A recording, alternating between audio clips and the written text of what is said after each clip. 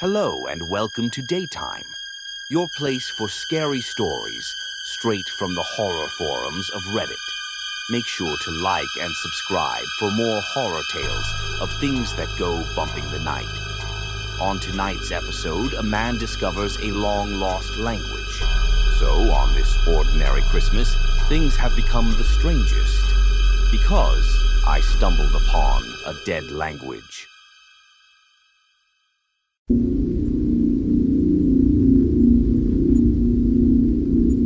As part of my doctorate, I was hired as a lab assistant working with pediatric treatment. We were working on a paper measuring the exposure effect of a potential contaminant. While my colleagues were working on the measured effects on adults and the elderly, my team would work with children. The potential disruption to developing adolescence was deemed important enough to have a separate set of experiments and measurements. The study garnered unilateral attention and funding of not only one, but 4 different pharmaceutical companies, Hatchet PH being the main contributor. I was hired pretty late in the process.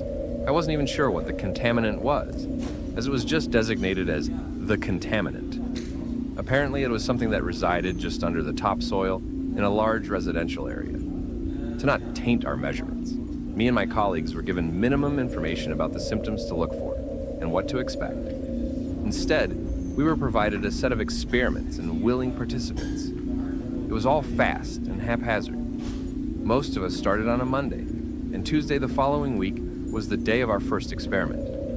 Little time to prepare, get settled, or even understand. Still, this could be big enough to launch a career. The experiment, described as the Cognition and Ocular Development Assessment, CODA, was to be performed with full consent and supervision of the parental guardians. All children were between 6 to 10 years old, and none of them had any observed deformities or illnesses. We were given limited access to certain medical records to make sure our study didn't have the potential to cause any harm. Then again, I'd read the experiment checklist, and there was nothing that could damage anyone. If anything, I argued the results would be pretty much useless. As Tuesday came around, me and my 2 colleagues had prepared as best we could. The 3 of us would put 1 participant each through a series of tests.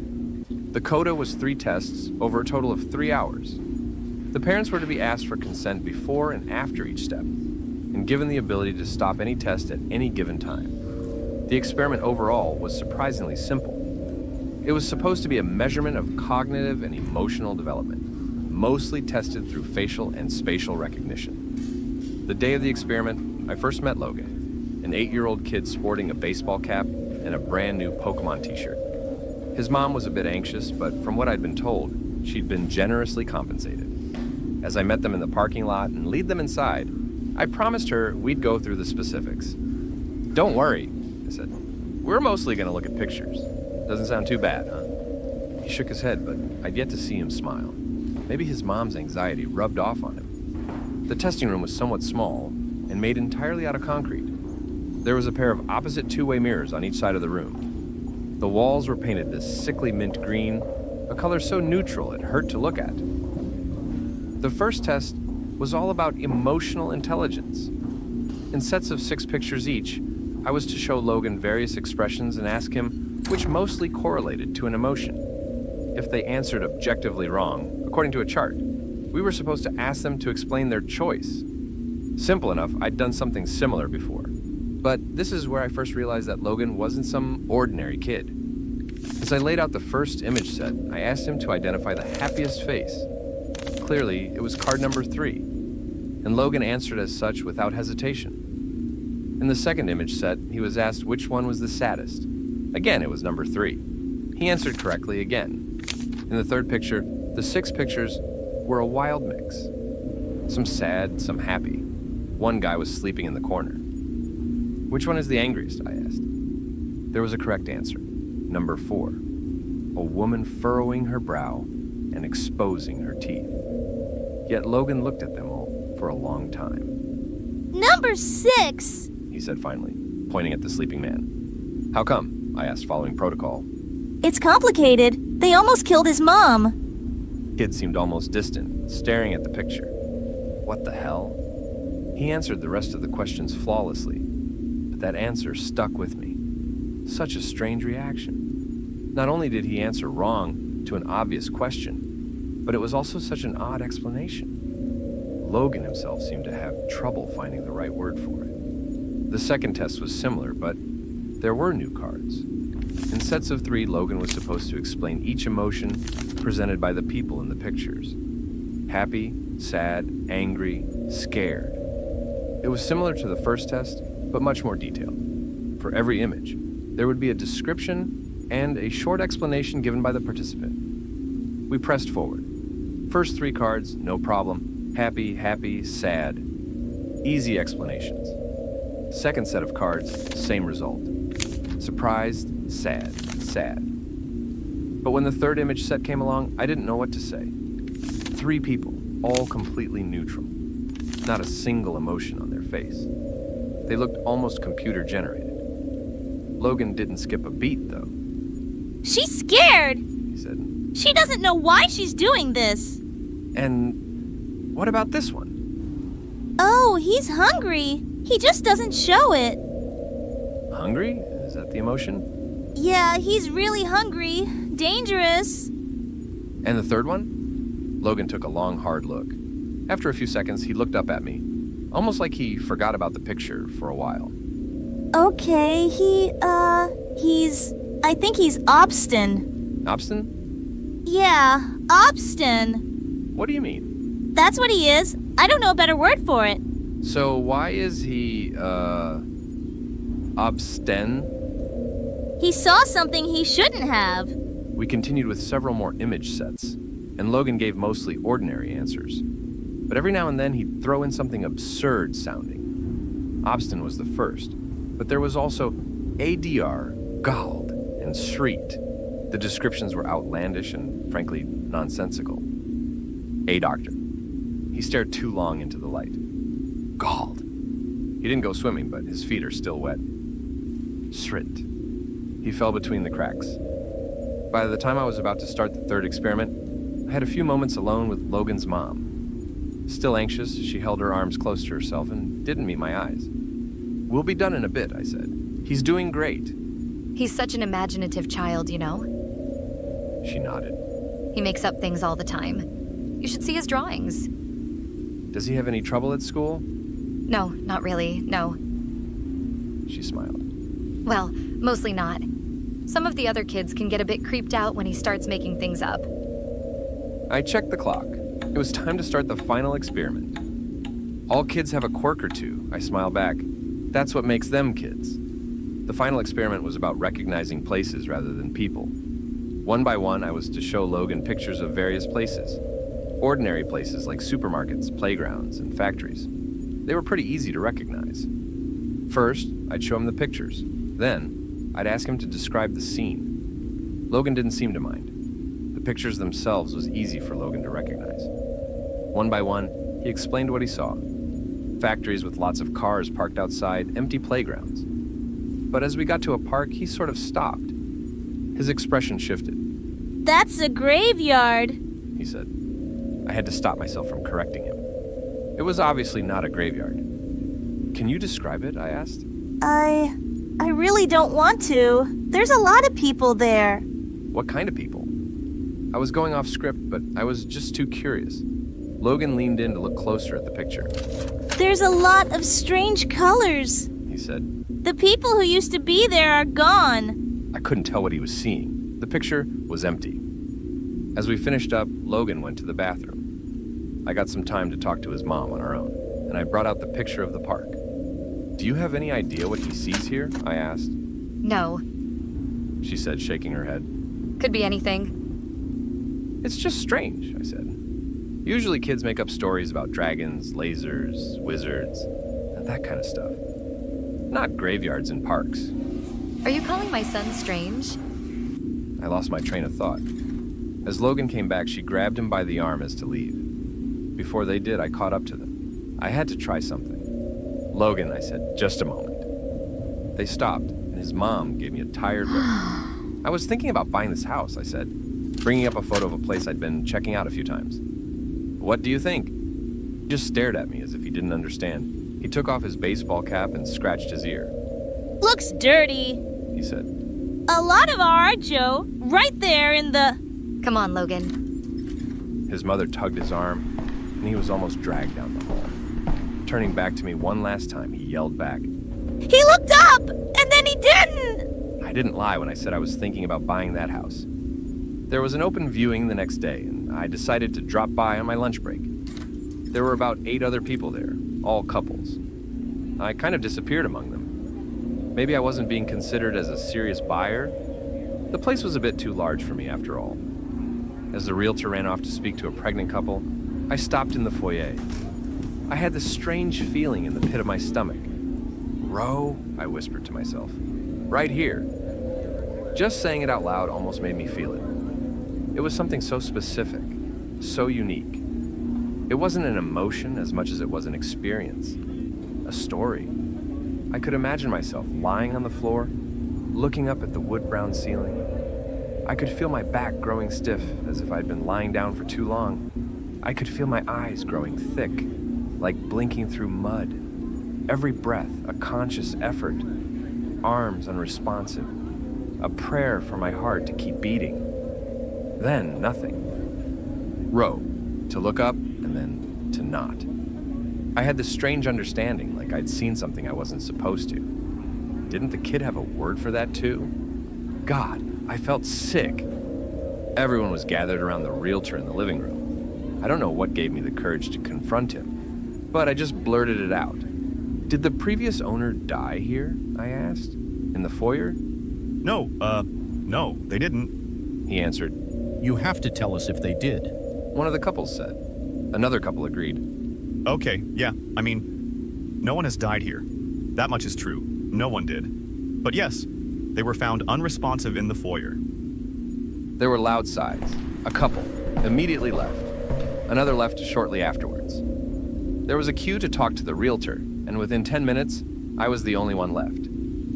Ro or not, I got the place too cheap to care. This made me curious as to the words the kid had used to describe the various places and emotions.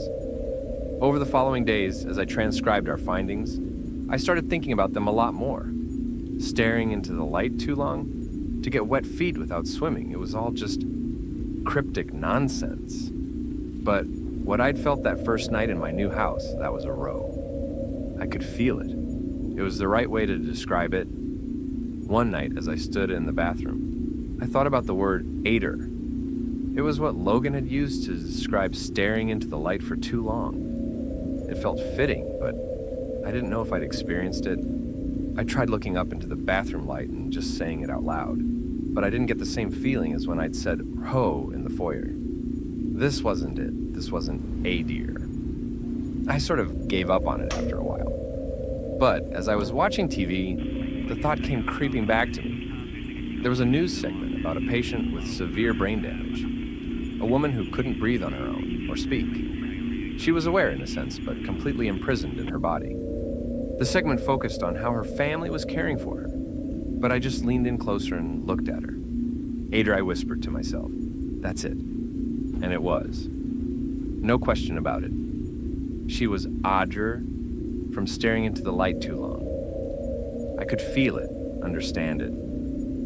Over the next couple of days, I started chasing Gald. The word meant someone whose feet was wet, despite not swimming. It took me a while to get this one, but I finally found it in a newspaper article online. I felt galled from reading about a man who had died from an overdose down at the beach. His body had apparently choked itself, causing him to sweat to death. As he was homeless and living close to the beach, he'd been found by a couple of teenagers building a sandcastle. But that feeling of drowning on dry land next to the ocean, that was gold. With the right word, I could feel it. I could empathize. In my mind, I could be there with him. But the final word I'd noted, Srit. That was a difficult one. Over several days, I looked all over the internet. I searched forums, read obscure articles ranging back to the 90s, but I just couldn't shoot blindly into the web and hope for the best. I had to find out more, get something substantial. That thought made me take a step back. What about the photos? The photos we had shown Logan in the first place? Who were the people in the photos? I checked the inventory list for the experiment. Most of the cards were just mentioned as a number and emotion, but I noticed that some of the faces were repeated with the same actors. All the cards which Logan had gotten right were repeated at least once, but the weird ones, those were unique faces. The lighting was different. They didn't show any peculiar emotions. They were just strange people, a bit off. I took a few photos with my phone and tried to do an image search. I couldn't get a single hit. These pictures simply weren't available anywhere online. The ordinary emotions displayed could be found on various stock image sites, but not the strange ones that Logan pointed out. Finally, after a few hours and dozens of pages clicked through, I did find a picture that looked like one of the models, but in a completely different setting, and this was freaking weird. The picture I found online was from a social media profile.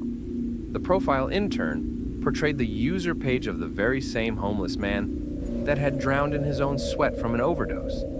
The same one I'd read an article of. But the article was written just a few days prior, and the picture must have been taken at least weeks ago. Listen, I don't know if you can get this. What Logan did was to perfectly describe, using one of his made-up words, was exactly what was about to happen to that man. The man who galled, who overdosed on the beach.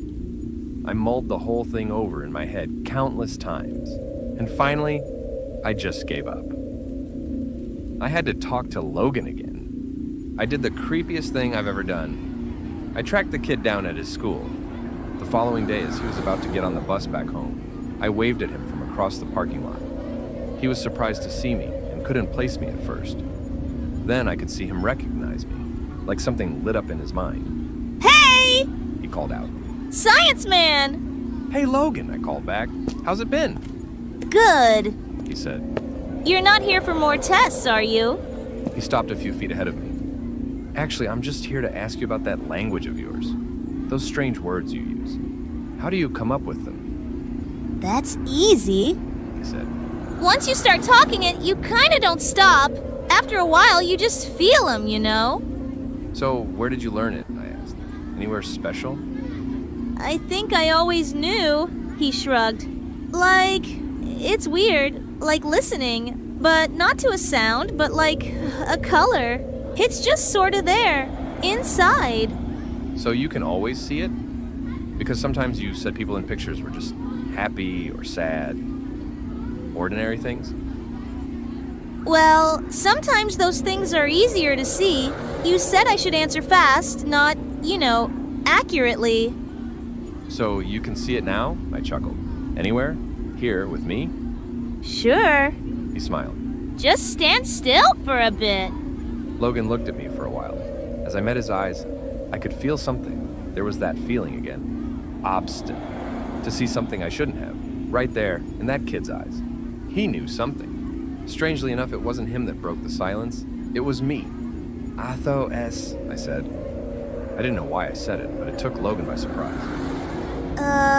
The one who shouts until they listen. He said. That's what it means, right? I think that's me. I said, and I'm sorry, Logan. I don't know why I said that. Did you see it? He asked, almost excited. Do you see it now? I want to say that I didn't. I want to say I saw nothing, but that'd be a lie. A million little words crept into my mind, and as I stared into that kid's eyes, I saw something I shouldn't have. Now it was all becoming clearer. The more words I knew, the better I understood.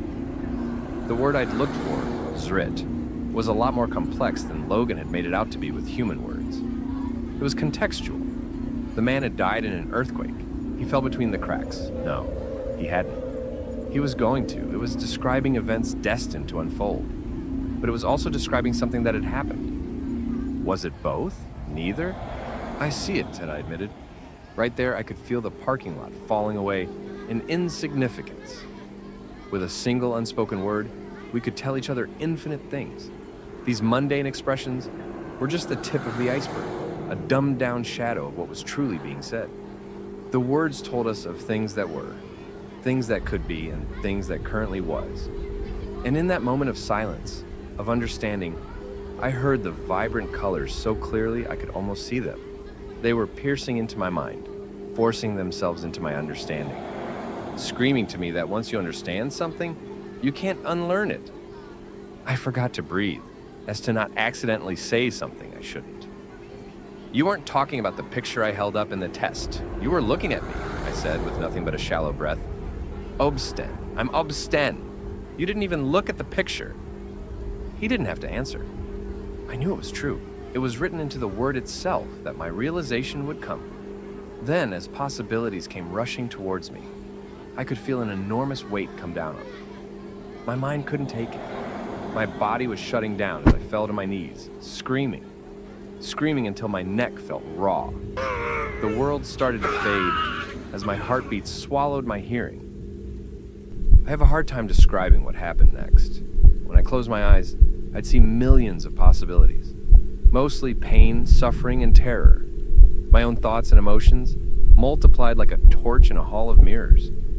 I'd see myself waking up in my bed, only to get murdered by 1,000 different weapons. I'd see myself drowning in my bathtub, breaking my neck, falling down the stairs. Death. So much death. And then in the blink of an eye, I'd be in the back of an ambulance, feeling the residual effect of a defibrillator on my chest. As I blinked, the ambulance burst into flames. The driver crashed into a tree, someone carving their initials into my chest with a scalpel.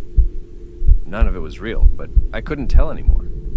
Different worlds with nothing but a well-placed syllable. All the while, I was just spitting out seemingly random words. My eyes lost focus, and as I lost grip of reality, my body shut itself down in self-defense. Thank God. This was back in January of 2019. Logan was born with this language, already stored in the back of his mind, some kind of residual effect from his contamination. But for people like you and me, we can't take it all at once, so over the years, with intense therapy to back me up, I've settled on trying to learn one single word. I'm going to find out as much as I can about just what it means to be obstinate, the word describing me. There was so much to that one word that you could fill a lifetime with it. In a way, maybe that was the point. A God language, meant to fit all of our very beings into simple expressions, like compressing a folder into a zip file. But that's just the thing. To learn what it really means to be obstinate, to be my word, I can't really do anything else but to live and see what happens. Not unless I want to go back to where my mind wandered off to. Still, sometimes I can feel something creeping back into my mind. Little tingles, syllables and sounds reminding me of all the knowledge I still have stored away somewhere in my inner madness. Little words with galactic proportions. It is so easy to slip back into that mind, just inches away from the edge of what my physical brain can hold. I sometimes wonder what all your words are. I sometimes wonder what they mean. I'll really try not to think about it. Hello and welcome to Daytime, your place for scary stories, straight from the horror forums of Reddit. Make sure to like and subscribe for more horror tales of things that go bumping the night. On tonight's episode, a man in a relationship with his soon-to-be fiancée finds himself bewildered after he wakes up to her vanished. So don't get a copyright strike, because you can't say that on YouTube. I've been living with Marielle for 4 years. To say she is my girlfriend is not enough. We're on the edge of getting engaged and making it official, but the pandemic put a pin in our plans. We found lots of new things to do in that time. We agreed early on to get our own hobbies, so we wouldn't go crazy being in each other's faces all the time during lockdown. I started taking online keyboard lessons and drawing, while she got back to her childhood love, online gaming. We both started a diary just to physically see what we're doing from day to day, and to remind us that we're progressing. Marielle became part of a raiding guild in a large online MMO. She's a natural organizer and second in command to the guild leader, called Password. They all have these ridiculous usernames, and hearing her talk to them over Discord sounds like a cheap spy movie. There's Password, Killer, Alder, and a whole bunch of others. My girlfriend calls herself empty. She says it's a reference to her carefree nature, that she is empty of worry. Yesterday, I woke up to find her gone. She took the car, every dollar of our joint account, and a bag of clothes. I didn't hear the car as it left the driveway. She's been acting weird and keeping more to herself than usual. She's been having trouble with her phone and computer, but most of the time we've spent together, she's been her usual loving self. I had no idea. She left an open document on her computer, and I want to see if anyone can make sense of this. It is an excerpt of her diary. Marielle, if you're reading this, please come back. 2019 CDT GMT -5. April 6th, 2021. First off, do not say the cited phrase on video. I'll mark it in cursive. If you do, it'll be replaced with the same video that mine was. It is a rule. I was uploading the in-game footage from our monthly guild meeting when something strange happened. The video was immediately taken down. I got a notice about a part of my video containing copyrighted footage, and the entire video was claimed. I first thought it was a bot, as the claimant was just a long series of letters and numbers, seemingly random. PA01AL, ALKIOS04, MA08. There was a part of my video that had been marked containing the copyrighted footage, and I just laughed when I saw it. It is a short segment where Password is recounting the guild member who contributed to the monthly donation box in March. It goes, Password 01, Alder, Killer, Austin, 04, Markdown, 08. This meant Password gave $10. Alder gave $40 twice. Killer and Austin gave $40 each. Markdown gave $80 in one sum at the end of the month. I can't stress this enough. You shouldn't say those words on YouTube. And the first thing I noticed about this claim was the claimant itself. The name is basically code for what Password read aloud in the video. PA01, meaning Password 01, for example. Take a second look at it. The other thing I noticed was that the video was taken down, but there's no way to dispute the claim.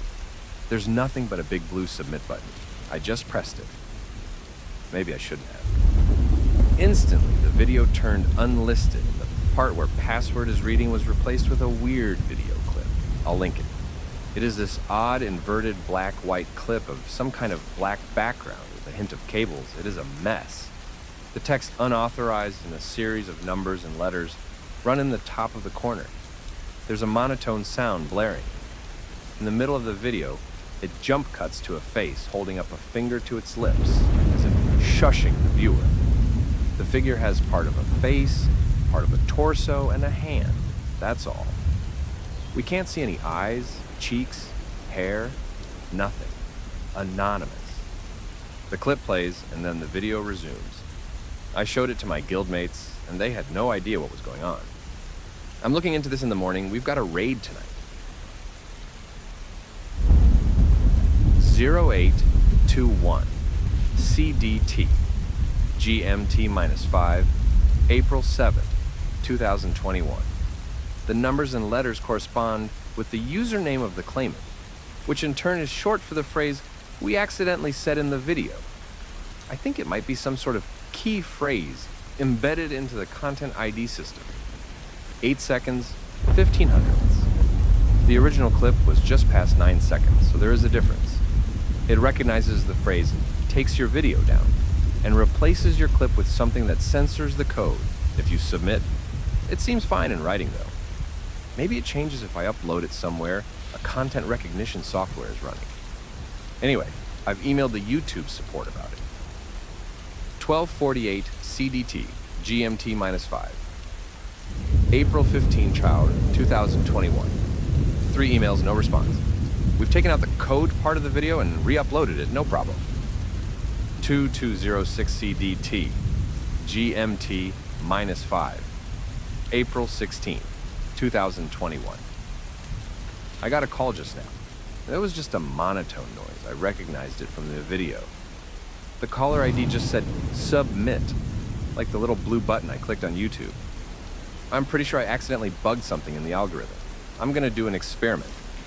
0406 CDT GMT -5 April 17, 2021. I've been up all night. I made a video on my phone with me just reading the keywords and uploaded it to Twitter. The tweet just got deleted. I got a DM from a user with the same name as the YouTube claimant with just the word unauthorized in all caps.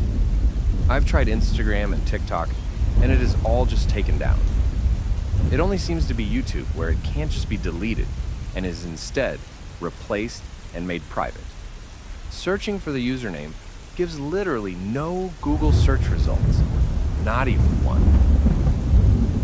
0606CDT GMT -5. April 17, 2021. Got a text from an unknown number. It just said unauthorized. 0631CDT GMT -5. April 17, 2021. Turned my phone off.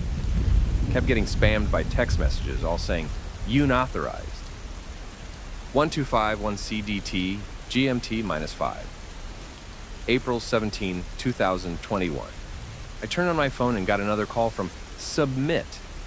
This time I tried saying the words into the monotone. The tone just stopped. I sat there quiet. 6 seconds passed, then I heard this robotic voice say, unauthorized. I think this system believes I'm trying to access something I'm not authorized to get into. Next time, I'll try saying something else. 1812, CDT, GMT, -5.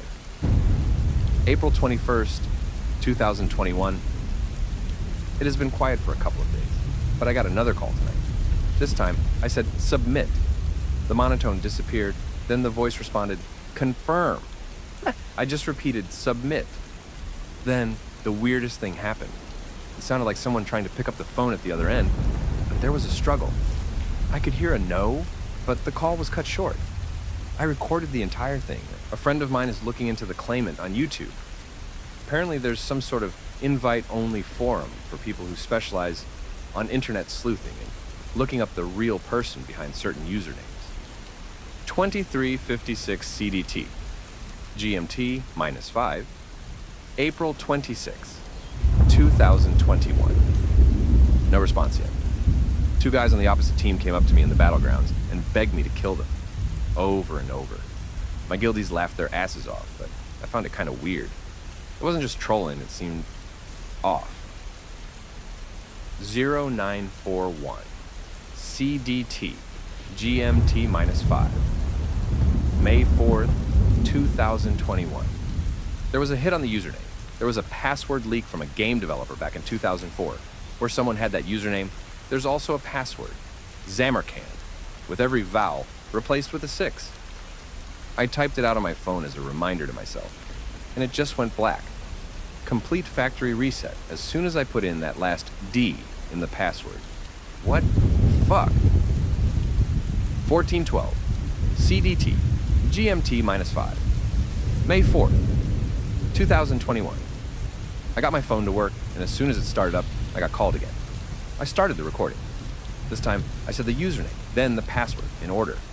The voice said confirm, and I actually got a ringing noise, as if calling someone. The other end picked up, but they were quiet. I tried explaining that this was a mistake, and that whoever they were, I just didn't want anything to do with them. Blameless, they said. You're blameless. It was a man's voice, old, hoarse throat. Yes, I am, I responded. It is all a mistake. There was such a loud noise that I dropped the phone. The voice screamed out, blameless, so loud that my phone just fried its own loudspeakers. My ears were ringing for minutes. My phone is beyond saving at this point. I think the battery snapped in half. Needless to say, the recording was lost. 1806 CDT, GMT -5, May 16th, 2021. Someone pointed at me in the grocery store today. Young guy, late teens, glasses. He just pointed at me and said, blameless. He had this weird blank stare. He lives around here, I've seen him before. I just got out of there. Freaked me out. 2220, Central Daylight Time, GMT -5, May 16th, 2021. People are stalking me in-game. They're sending me private messages asking me to kill them. Over and over, begging and pleading. They keep calling me blameless. My guildies aren't laughing about it anymore. It's on 0301, CDT, GMT -5, May 17, 2021. Someone joined our Discord, just screaming and crying. They got muted and banned. They tried joining under a different name, but our moderators didn't let them through. We've put up a temporary hold on new members. 0840, CDT, GMT -5, May 17, 2021. Things are getting out of hand. I haven't slept, but I'm not tired. I'm off the computer. Carl called me blameless in his sleep. He just flipped over, looked at me, and murmured it. I don't think he was even awake. Why am I not tired? No phone, no computer, nothing. I'm off-grid. Well, except for the pad I'm writing this on. 0856, CDT, GMT -5, May 17, 2021. Blameless. Blameless, blameless. How the F, blameless, blameless are the S blameless, I doing this I'm not blameless. Even connect SBL TED to the inner AME netless. 1201 CDT, GMT -5, May 26, 2021. I'm on Carl's computer. It is Wednesday. I don't sleep anymore. I don't get tired. Awake for 9 days. Blameless is not something you're, it is like a title. They follow the title, not the person. Carl keeps saying blameless in his sleep. Someone left a gun on the hood of my car. I thought about calling the police, but I just left it on the sidewalk. I took a walk in the woods behind the house today, and someone was screaming off the path. They were screaming that I had to kill them. I heard running. There were 3 of them. I got away. I hid in the bushes while they were crying. Submit was not just a button. It is a choice you do. I was an idiot who chose to submit. I am blameless now. 0541, CDT, GMT -5, JUNE 06, 2021. I killed for the first time today, and it made the rest shut up for a while. They kind of forced me, but not really. They put the gun in my hand, but I just wanted them to fucking stop screaming. It was the sweet release, and my ears stopped ringing. I even got a bit tired. I might sleep tonight. My stomach churned. I wanted to eat them. Just delete and remove everything about them. They chose to submit too, but they are not the blameless. 0336 CDT GMT -5, JUNE 12, 2021. 18 of them, and there are more coming. We were in a clearing and they were waiting for me. There were white vans parked nearby, but I didn't care who watched. I just started killing. I wanted the begging to stop the sounds, to stop the screaming. The silence feels like being reconnected to the might of God. I miss just hearing nothing. I ate so much. On 0516 CDT, GMT -5, June 18, 2021. Carl said it in his sleep. My first instinct was to kill him, to eat, but I didn't. This is all so fucking absurd. I'm collecting my thoughts. I agreed to something I didn't know what it was. There was something that changed in me. I was marked. Some kind of dormant system picked up my accidental code, and it woke up. It woke up at a target. Carl, when you read this, I've left town. I don't want to hurt more people. I'm going into the woods where most can't find me. I don't know what other changes there will be. I barely eat, I don't sleep. My skin is losing color, and there are these blotches in my throat that make me sound weird. Hoarse throat. I just keep waiting to hear someone ask me to kill them. It's like a phantom voice, just out of reach. They just trigger something in me, and I go into this rage. Just thinking about it makes me so fucking mad. I keep getting these thoughts that aren't mine. A spot in the ocean. A woman on the edge of a cove holding my hand to the braying sound of desperate worshipers. Black rain rising from the earth, daintily falling back into the clouds. Lightning frozen in the sky like bursting veins. Breathing boils of flesh and tendons willingly given. I'm not in love with you anymore, Carl. I love the cove and the hatchet man. I love me. I'm blameless. I have to leave to save you. I don't even want to anymore, but I've already committed to doing so. If I were to change my mind now, I'd do terrible things to you, but I've already decided. I've already promised myself I wouldn't change my mind, no matter what. Even if it would mean you staying with me forever. Even if it would mean you standing by my side at the edge of the cove. Love eternal. Even if it meant us submitting. I won't do it. I'll leave you to a tragic life not knowing what God means. Because I promised myself I would, and I'm so fucking sorry. I want you to find me. I want you to submit. I also know I do not want this. But I do. Please don't. The document had about 180 pages after this, just filled with the word blameless, repeated over and over. I've tried cleaning it up so I could post it, but some of what she's saying is just complete nonsense. I don't believe in internet voodoo, and I don't know what the online community knows. I think she got involved with something. I've tried talking to her guildmates, but they haven't heard anything from her for over a month. She has no history of mental illness in her family. We've called the police and we're tracking the car, but so far we've got nothing. I've tried doing what she mentioned, to upload a video of the key phrase. The same thing still happens. It gets replaced with the clip she linked. That's a thing, and I've submitted it to the police. They have no idea what to make of it, but they believe it might be some kind of cult. I don't even know what to think anymore, what to feel. I miss her so much. And to think she's been through something so huge on her own just churns my stomach. Why wouldn't she tell me? Marielle is not a bad person. She doesn't do what this text says she does. She doesn't believe in ghosts and goblins. She's a gardener, not a murderer. Her phone cover has a smiling blue sunflower on it. If you're reading this, please come back. Please seek